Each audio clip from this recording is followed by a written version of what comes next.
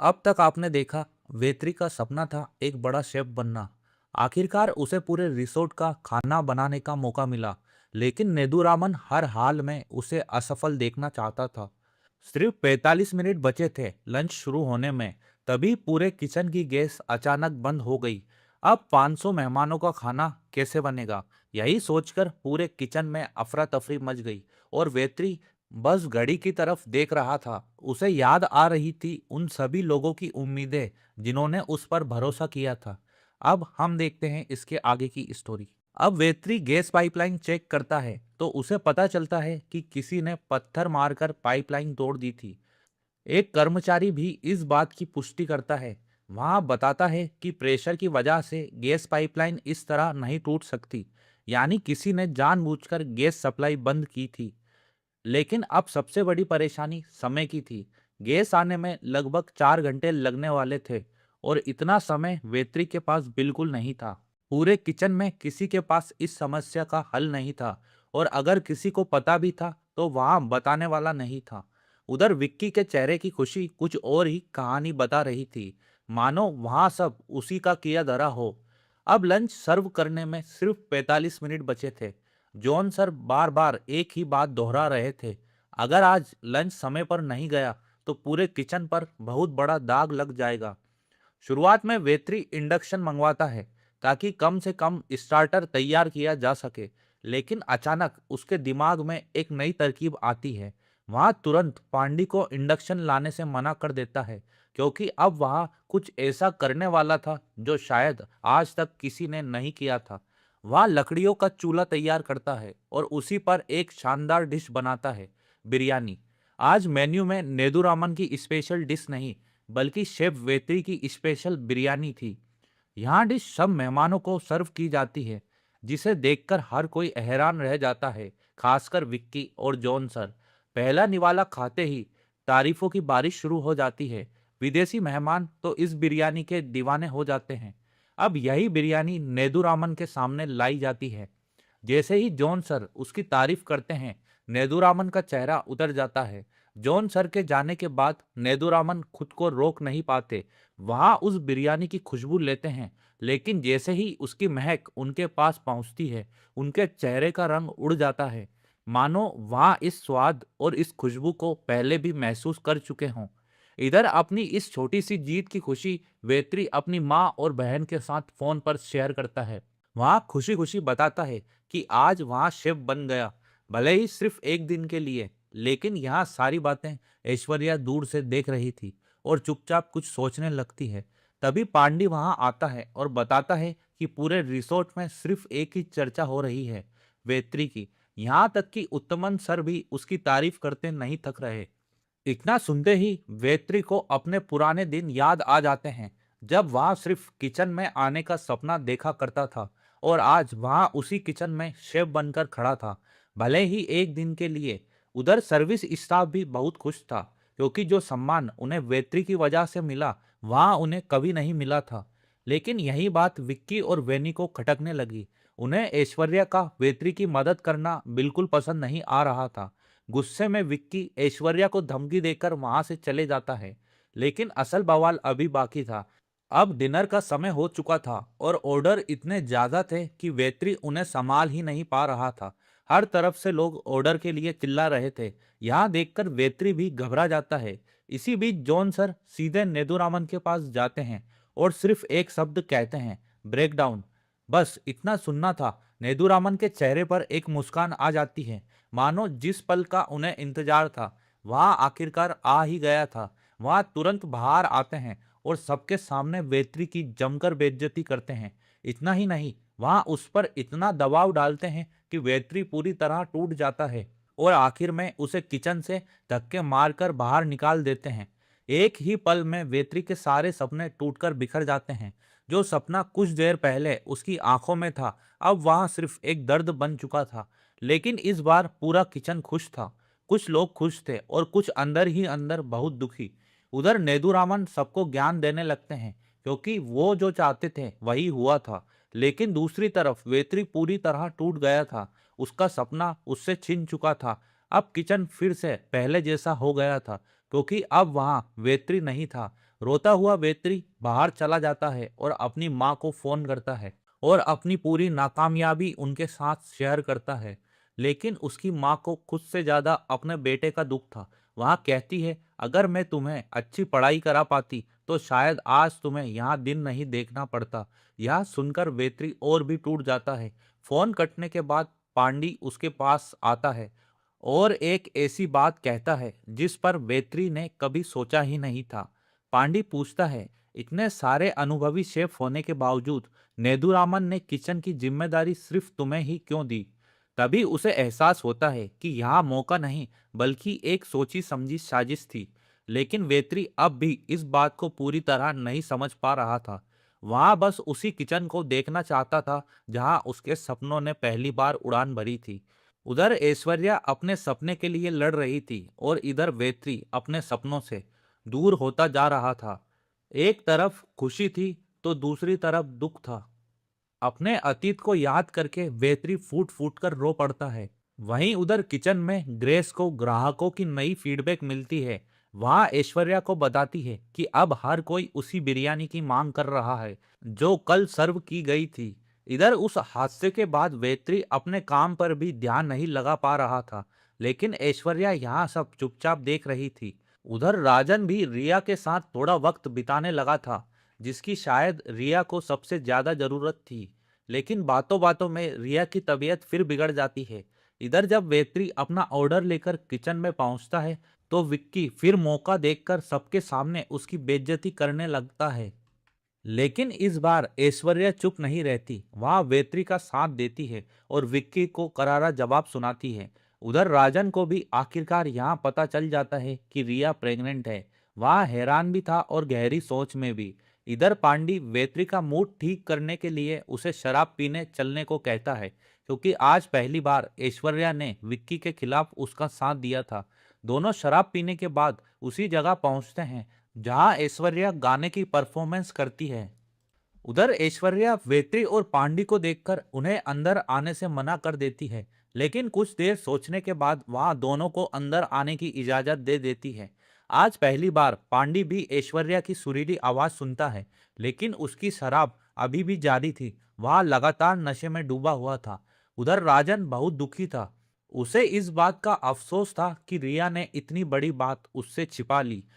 लेकिन आज पहली बार रिया को भी एहसास होता है कि शायद उससे बहुत बड़ी गलती हो गई, क्योंकि एक तरफ था राजन जो हमेशा उसकी प्राइवेसी और उसकी भावनाओं की इज्जत करता था, और दूसरी तरफ उसका पति दीपक जिसे उसकी जरा सी भी परवाह नहीं थी। इधर बेत्री और ऐश्वर्या एक नई बिरयानी बनाने की सोच रहे थे कि तभी नशे में धुत पांडी सब गड़बड़ कर देता है। बेत्री ऐश्वर्या का शुक्रिया अदा करता है, क्योंकि उस दिन किचन में सिर्फ उसी ने उसका साथ दिया था। उधर रिसोर्ट में पूरी अफरा तफरी मची हुई थी। किसी का खाना किसी और टेबल पर जा रहा था। उत्तमन सर भी बहुत परेशान थे, क्योंकि किचन के कुछ लोग जानबूझकर गलत ऑर्डर भेज रहे थे। इसी बीच नेदुमारन अचानक किचन में आते हैं और नए असिस्टेंट शेफ का ऐलान करते हैं। विक्की को पूरा भरोसा था कि यह पद उसी को मिलेगा, लेकिन सबकी उम्मीदों के उलट नेदुमारन ऐश्वर्या को असिस्टेंट शेफ बना देते हैं। यह फैसला विक्की को बहुत पसंद नहीं आता। उसे लगता है कि बाप और बेटी ने मिलकर पूरा खेल खेला है। हालांकि वैनी ऐसा बिल्कुल नहीं मानती, लेकिन विक्की के लिए असिस्टेंट शेफ बनने का हक सिर्फ उसी का था। वैनी उसे समझाती है कि वह यहाँ सिर्फ नौकरी करने आया है, पूरी जिंदगी बिताने नहीं। लेकिन विक्की के सिर पर गुस्सा चढ़ा हुआ था। आखिरकार वह खुद कबूल कर लेता है कि बिलों में जो गड़बड़ी हो रही है उसके पीछे उसी का हाथ है। इतना ही नहीं, वहां वेत्री को जान से मारने तक की धमकी दे देता है। तभी वेनी बीच में आकर उसे वहां से ले जाती है। इसके बाद वेत्री सारी बात ऐश्वर्या को बताता है कि कैसे विक्की रूम सर्विस स्टाफ को जानबूझकर परेशान कर रहा है। अब तो वह उम्र का भी लिहाज नहीं कर रहा, लेकिन सबूत के बिना वेत्री कुछ भी नहीं कर सकता था। उधर रिया का पति दीपक उसे ढूंढते हुए रिसोर्ट पहुंच जाता है। डॉक्टर से उसे पता चल चुका था कि रिया प्रेग्नेंट है और वह यही बात कंफर्म करने आया था। साथ ही वह अपनी अब तक की सारी गलतियों के लिए माफी भी मांगता है। वह चाहता था कि रिया उसे तलाक ना दे। अपनी बात साबित करने के लिए वह रिया से कहता है कि उसे सिर्फ 7 दिन का मौका दे। ताकि वहां खुद को बदल कर दिखा सके। रिया काफी देर सोचने के बाद उसकी बात मान जाती है। इधर गुस्से से भरी ऐश्वर्या सीधे विक्की के पास पहुंचती है और उसे उसकी हरकतों के लिए सख्त चेतावनी देती है। लेकिन विक्की अब अपनी हदें पार कर चुका था। उसे यहाँ भी नहीं पता था कि वहाँ क्या बोल रहा है। वहाँ खुलेआम चुनौती देता है कि कोई भी उसे रूम सर्विस वालों को परेशान करने से नहीं रोक सकता। बस यहीं से वेत्री और ऐश्वर्या सीधे राजन के पास पहुंचते हैं और विक्की की शिकायत कर देते हैं। लेकिन राजन उन्हें पहले ही आगाह कर देता है कि इस शिकायत की वजह से मुश्किलें उन्हीं के लिए बढ़ सकती है। लेकिन इस बार वेत्री आर या पार के मूड में था। वहां पीछे हटने वाला नहीं था। बाहर निकलते ही वहां ऐश्वर्या से एक सवाल पूछता है, तुम अपनी ही किचन टीम के खिलाफ क्यों खड़ी हो? ऐश्वर्या बिना देर किए जवाब देती है, मैं कभी गलत का साथ नहीं देती और इस वक्त गलत विक्की है, इसीलिए मैं तुम्हारा साथ दे रही हूँ। यहाँ बात सुनकर वेत्री के चेहरे पर हल्की सी मुस्कान आ जाती है।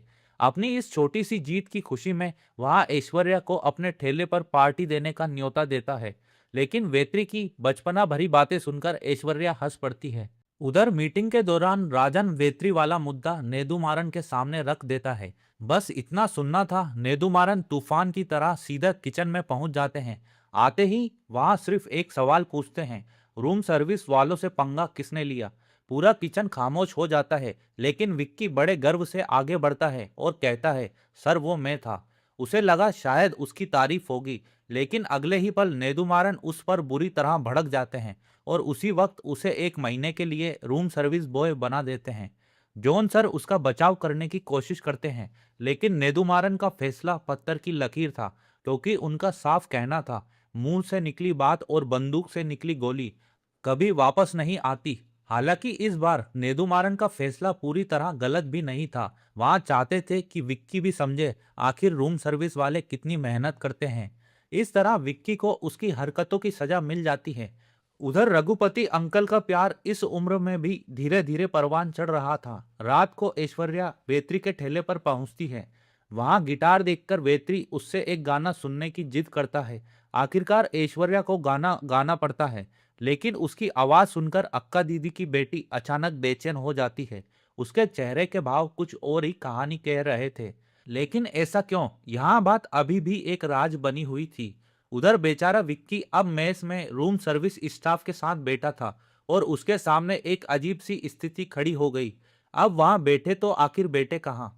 इधर दीपक रिया की काबिलियत पर सवाल उठाने लगता है। उसे लगता था रिया रिसोर्ट की जिम्मेदारी अपने हाथ में लेना चाहती है, ताकि अपने पापा को उनकी मेडिकल कंडीशन की वजह से आराम दे सके। लेकिन दीपक रिया की क्षमता पर भरोसा ही नहीं करता। उसकी बातें सुनकर रिया गुस्से में वहां से चली जाती है। तभी राजन वहां पहुंच जाता है और दीपक से उसकी मुलाकात हो जाती है। दीपक राजन को अगले दिन होने वाली एक छोटी सी पार्टी का न्योता देता है, क्योंकि अगले दिन रिया का जन्मदिन था और उसी खुशी में उसने यहाँ पार्टी रखी थी।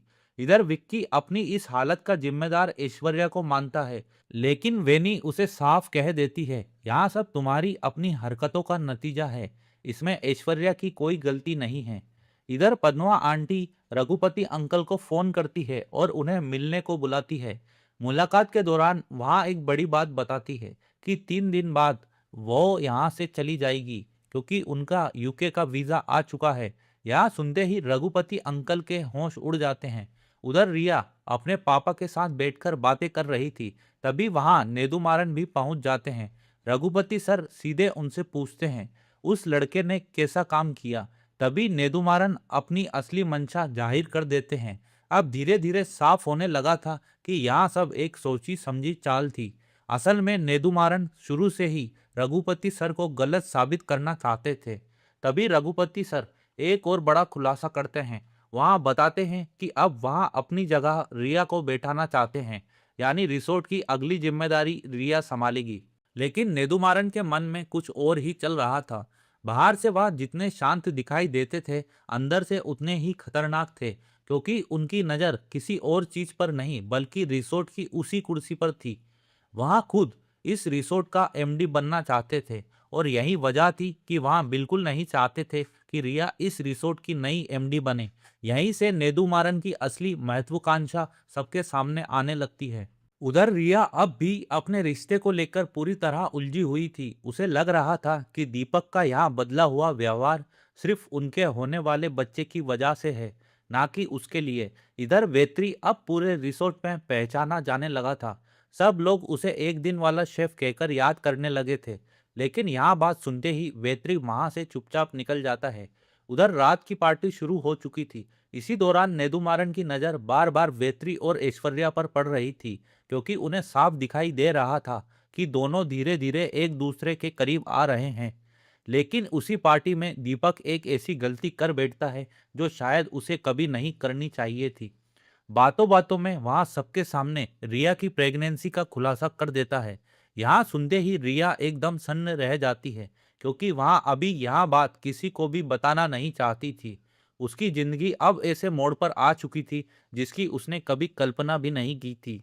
उधर राजन और रघुपति सर दोनों ही रिया की चिंता में डूब जाते हैं।